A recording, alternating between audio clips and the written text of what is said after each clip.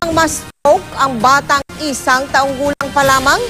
Ito po ang naranasan ni Baby RR mula sa Rodriguez, Rizal sa paglubha ng kanyang sakit sa puso. Kabilang siya sa mga batang kung tawagin ay Blue Baby. Mistulang humihinto ang oras para sa mag-asawang Rosa at Rudy sa tuwing mawawala ng malay ang 1 taong gulang nila bunsong si RR.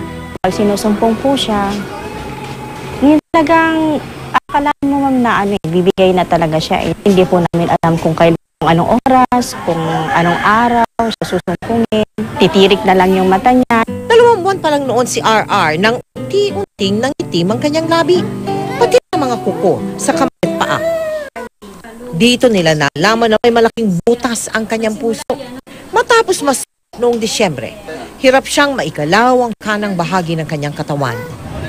Siya ang inspirasyon sa higit pang pagsisipag sa hanap buhay ni Rudy bilang traffic enforcer.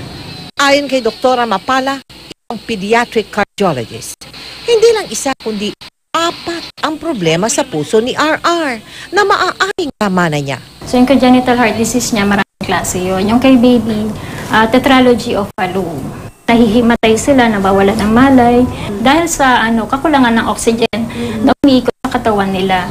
At madalas, open heart surgery na agad ang sagot sa may mga ganitong kondisyon kahit pa sa mga bata. Bukang hindi niya kakayanin yung total correction. To check is to the cardiac CT angio. Agarang operasyon ang kailangan ni Baby RR. Tulungan po natin siyang mamuhay ng normal. Paglalaban po talaga namin yung anak ko yan. Mahal na mahal po namin siya.